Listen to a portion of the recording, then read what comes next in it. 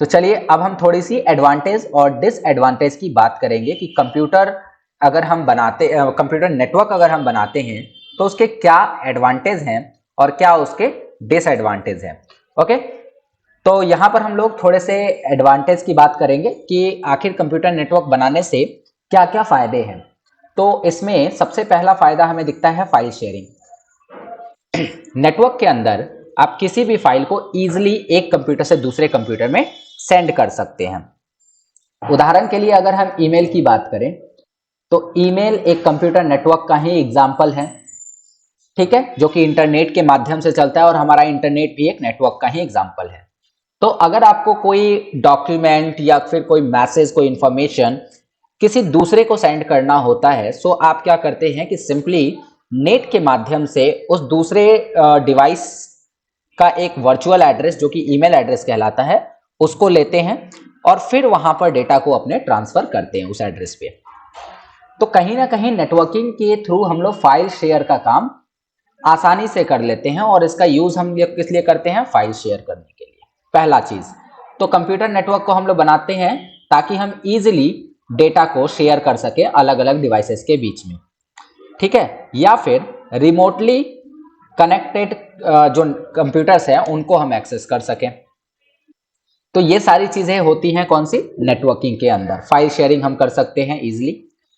अब दूसरा जो एडवांटेज है इसका वो है रिसोर्स शेयरिंग। रिसोर्स मतलब कि आपके पास कुछ लिमिटेड डिवाइसेस हैं और आप उनको शेयर करना चाहते हैं तो आप उसके लिए भी नेटवर्किंग बना सकते हैं।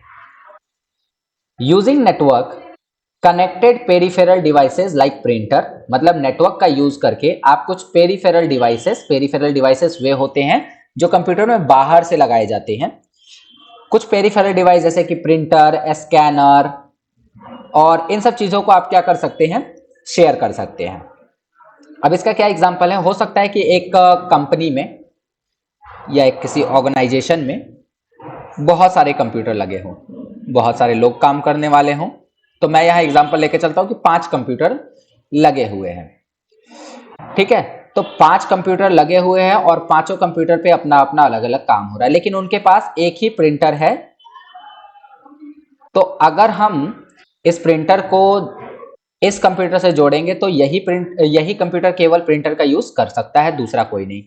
लेकिन यहां पर क्या है कि अगर हमें प्रिंटर का यूज सबको देना है, सब लोग यूज करना चाहते हैं, तो सबके लिए अलग अलग प्रिंटर लेना पॉसिबल नहीं है। सो एक नेटवर्किंग एस्टेब्लिश करके सभी डिवाइसेस के साथ इस प्रिंटर को जोड़ दिया गया होगा, जिससे क्या होगा कि इन पांचों में से कोई भी अगर कमांड देगा प्रिंट का तो ये प्रिंटर उसका कमांड एक्सेप्ट करेगा क्योंकि इसको नेटवर्किंग में जोड़ा है। इसी चीज को रिसोर्स शेयरिंग कहा जाता है। मतलब आपके पास रिसोर्स जो है, आपके पास संसाधन जो है वो लिमिटेड है और आप उसी को शेयर करके काम करना चाहते हैं। सिमिलरली अगर आप स्कैनर का यूज करना चाहते हैं तो ये प्रिंटर और स्कैनर ऐसे डिवाइस हैं जो हमेशा यूज में नहीं होते हैं, इसीलिए इनको नेटवर्किंग में ऐड कर दिया जाता है ताकि जब भी आप कोई कमांड दें, किसी भी कंप्यूटर से कमांड दें आप प्रिंट करने का, तो ये इजीली उस काम को कर सके।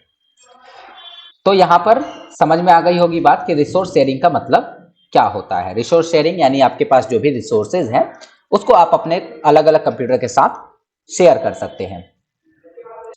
अगर हम बात करें sharing a single internet connection, अब सिमिलरली जैसे हम प्रिंटर सबके लिए अलग नहीं ले सकते हैं, उसी तरीके से सब लोगों के लिए अलग अलग इंटरनेट कनेक्शन नहीं लगा सकते हैं। तो ऐसे में हम लोग उसे नेटवर्किंग के थ्रू जोड़ देते हैं ताकि सभी कंप्यूटर में एक ही इंटरनेट कनेक्शन से काम हो जाए। ओके, तो ये चीज हो गई। और एक चीज और है जो है इंक्रीजिंग स्टोरेज कैपेसिटी। आप क्या कर सकते हैं कि स्टोरेज कैपेसिटी को बढ़ा सकते हैं।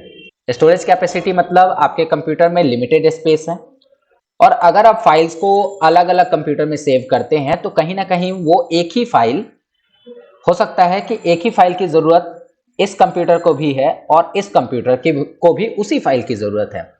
तो जहां आप दोनों कंप्यूटर में अलग अलग फाइल्स को डालेंगे तो कहीं ना कहीं इसका भी स्पेस ऑक्युपाई होगा और इसका भी स्पेस ऑक्युपाई होगा। लेकिन अगर इस चीज को नेटवर्किंग कर दिया जाए, इस चीज को आपस में कनेक्ट कर दिया जाए, तो किसी एक जगह फाइल को स्टोर करने से ये पांचों कंप्यूटर के एक्सेस में आ जाएगा। इस चीज को हम कहते हैं कि हमारी जो स्टोरेज कैपेसिटी है वो बढ़ जाती है। हमें अलग अलग जगहों पर जो है डेटा को सेव करने की जरूरत नहीं होती है, हम एक ही जगह डेटा को सेव करते हैं और सभी लोग, नेटवर्क में जुड़े सभी लोग उस डेटा को एक्सेस कर सकते हैं। तो ये 4 एडवांटेज हैं जो कि कंप्यूटर नेटवर्किंग के हैं, लेकिन इसके अलावा कुछ डिसएडवांटेज भी हैं जो कि यहाँ मेंशन नहीं किया गया है। मैं उनको बता दूं कि डिसएडवांटेज के तौर पर अगर आप देखो तो नेटवर्किंग सिक्योर नहीं होता। यहाँ पर आपका डेटा जो है वो सबके साथ शेयर हो रहा है, यानी किसी भी तरह की प्राइवेसी नाम की कोई चीज यहाँ पर नहीं होती है। हालांकि कुछ कंडीशंस लगाकर, कुछ लिमिटेशंस लगाकर हम इसको कंट्रोल जरूर कर सकते हैं, लेकिन फिर भी डेटा हमारा प्राइवेट नहीं होता है। तो ये एक इसका डिसएडवांटेज है। साथ ही साथ इसमें थोड़ा सा इसको बनाने में प्रॉब्लम होता है।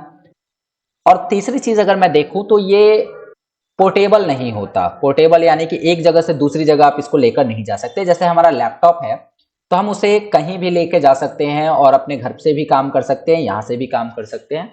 लेकिन अगर आप कंप्यूटर्स को नेटवर्किंग में जोड़ते हैं तो कहीं ना कहीं उससे क्या हो जाएगा कि आपको जो एक पर्टिकुलर एरिया है वहीं पे काम करना पड़ेगा, आप पोर्टेबल नहीं रह जाएंगे। तो कुछ डिसएडवांटेज भी है नेटवर्किंग की। सबसे बड़ी डिसएडवांटेज है कि ये सिक्योर नहीं होता है, इसमें कहीं ना कहीं खामियां जरूर होती हैं और इसमें डेटा लीक के चांसेस होते हैं। साथ ही इसमें और भी प्रॉब्लम्स आ सकती हैं, जैसे बार बार नेटवर्किंग का बिगड़ जाना, आईपी एड्रेस का चेंज हो जाना। तो ये सारी चीजें प्रॉब्लम्स हैं जो कि डिसएडवांटेज के थ्रू हम लोग देख सकते हैं। तो कुछ एडवांटेज हमने देख ली और कुछ डिसएडवांटेज हमने जान लिया। अब अगर हम बात करें आगे, तो कंप्यूटर नेटवर्क जो है ये थोड़ा सा यहाँ पे मिसप्रिंट हो गया है, के द्वारा आप लोग फाइल को शेयर कर सकते हैं, हम रिसोर्स को भी शेयर कर सकते हैं। तो ये बात यहाँ पे लिखी हुई है, कंप्यूटर नेटवर्क के द्वारा आप फाइल और रिसोर्सेज को शेयर कर सकते हैं। ठीक है, चलिए, तो उम्मीद करता हूं कि आपको ये चीजें यहां तक समझ में आ गई होंगी। ओके, तो अब बढ़ते हैं आगे।